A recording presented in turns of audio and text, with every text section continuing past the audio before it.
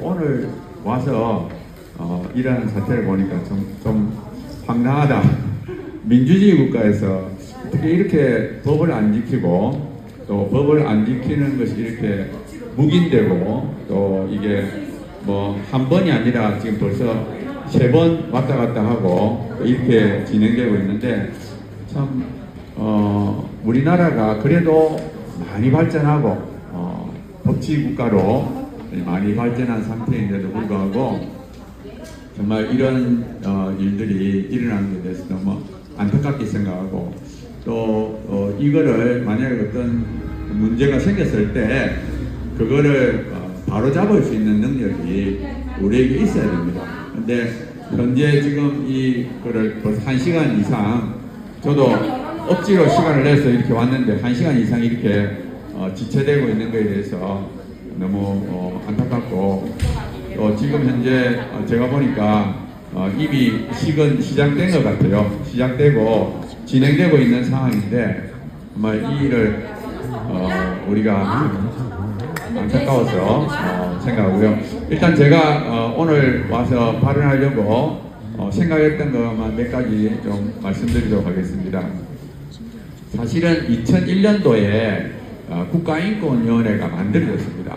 국가인권이 만들어지고 그 당시 외국에서 이렇게 유엔에서 이런 걸 만들라는 그 말이 있었고 그래서 그때 이 국가인권위를 2001년도에 만들었는데 사실 그때 만들 때는 그 안에 성적 지향이 있는 줄 몰랐습니다.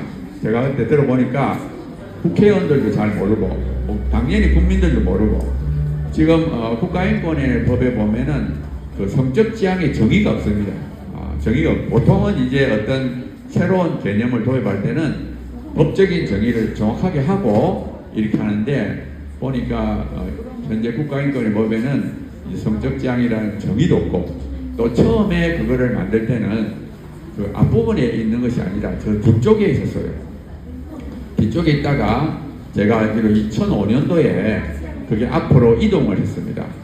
그리고 사실은 이제 성적 지향이라는 단어가 국가인권의 법에 들어감으로 말미암아 그때부터 이제 국가인권위원회가 이제 동성애 옹호 활동을 본격적으로 하기 시작했습니다.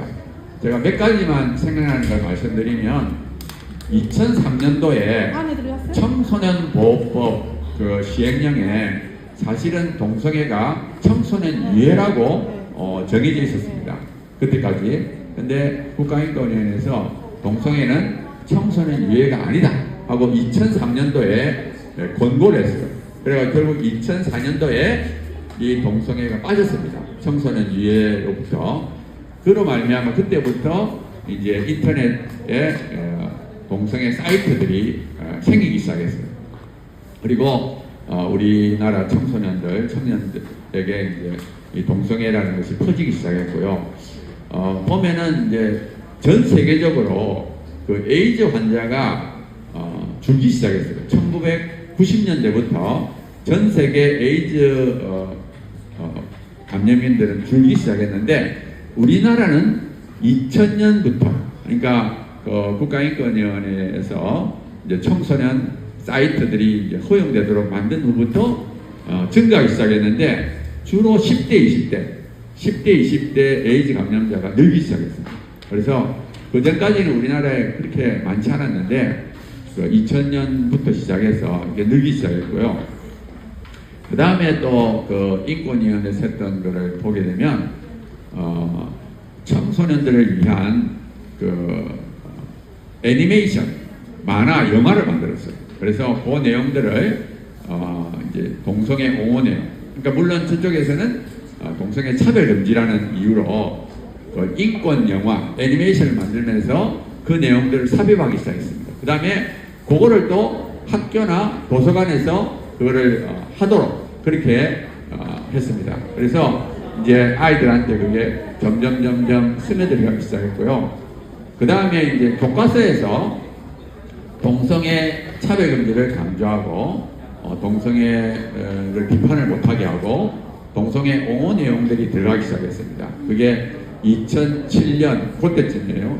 그 다음에 이제 교사들을 불러가지고 인권 교육을 시켰습니다. 근데 그 인권 교육 안에 동성애 비판하면 안 된다, 차별하면 안 된다. 그러면서 동성애 옹호 교육을 교사들에게 시켰습니다. 그러니까 교과서를 바꾸고, 그 다음에 선생님들을 바꾸고, 그 다음에 그런 문화를 만들고, 그러므로 인해서 점점 더 우리 아이들한테 이 동성애 옹호 교육이 시작했습니다. 그게 이제 아까 말했던 대로 2005년도.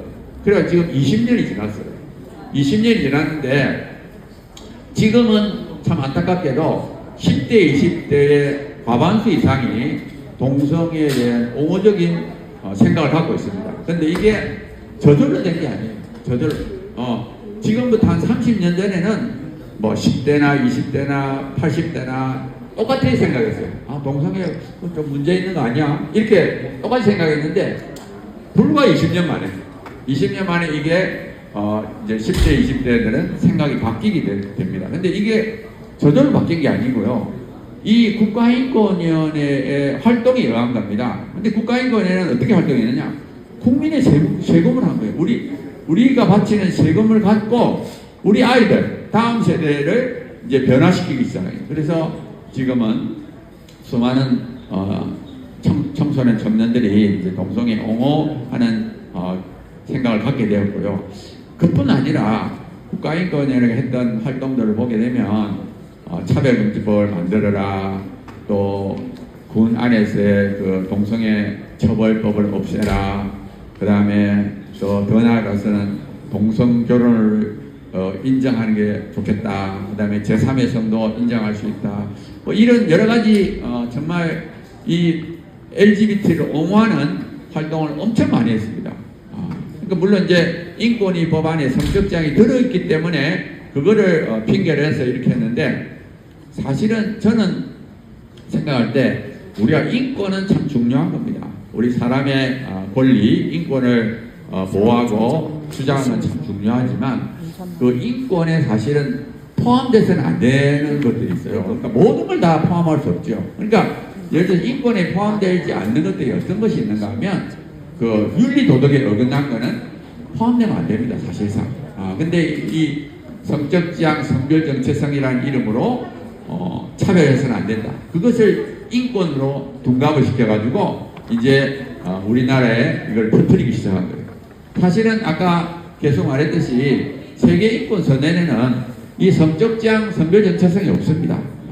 그냥 세계인권선언은 보편적인 인권을 강조하고 있는 거예요. 근데 이 LGBT들의 노력에 의해서 그걸 마치 인권인 것처럼 포장을 하고, 그 다음에 그거를 또 처음에 한 것이 아니라 차별하면 안 된다.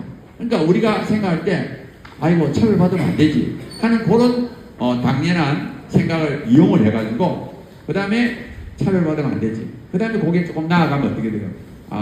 그거를 인정을 해야 된다. 정상으로 인정해야 된다. 그 다음에 어떻게 돼요? 그 다음에 그 정상으로 인정하지 않으면 그건 혐오주의잖아요. 그 더 나아서 처벌해야 된다. 그러니까 요게 조금씩 개념을 바꿔가지고 결국에는 완전히 뒤집어 엎는, 그러니까 악이 선이 되고 선이 악이 되는 그런 결과를 낳게 되는 겁니다. 그래서 사실은 서구는 모르고 당했어요. 미국이나 유럽이나 뭐 이런 나라들은 뭐 인권이 좋고 또 차별하면 안 된다, 그런 좋은 뜻에 의해서 이제 그거를 받아들이게 되고 결국은 이제 오늘의 서구 사회가 돼버렸습니다. 그런데 사실은 그거는 속은 거예요. 속은 거. 서구는 속았습니다. 근데 우리는 거기 속으면 안 돼요. 그리고 이미 그렇게 통과된 나라들의 그 문제점을 보면서 우리가 그 뒤를 따라가면 안 됩니다. 몰라서 속은 거는 그래도 우리가 인정해 줄 수 있는데 알면서 속는 건 어리석은 겁니다. 아니 그게 이미 서구에서 수많은 문제점을 낳고 있는 걸 보면서도 그 뒤를 따라가겠다, 그건 아니거든요. 그래서 우리나라는 참 축복을 받았죠. 이미 통과된 나라들의 사례를 여러 가지를 보므로써 수많은 축복을 받았는데 우리나라만큼은 절대로 그 뒤를 따라가면 안 됩니다. 그래서 사실 우리가 이렇게 오늘 이렇게 인권이 나와서 하는 것도 마찬가지예요. 올바른 인권을 하라는 거예요. 국가인권에는 올바른 인권을 하고 잘못된 인권, 왜곡된 인권을 따라가지 마라. 그거를 강조하고 또 그동안에 국가인권위원회가 잘못된 인권을 함으로써 우리 아이들에게 다음 세대에게 잘못된 영향을 줬기 때문에 지금이라도 그걸 바로잡자는 의미로 지금 하고 있는 거예요. 그래서 우리가 사실은 이제 앞으로는 올바른 인권을 강조해야 되고요. 그 다음에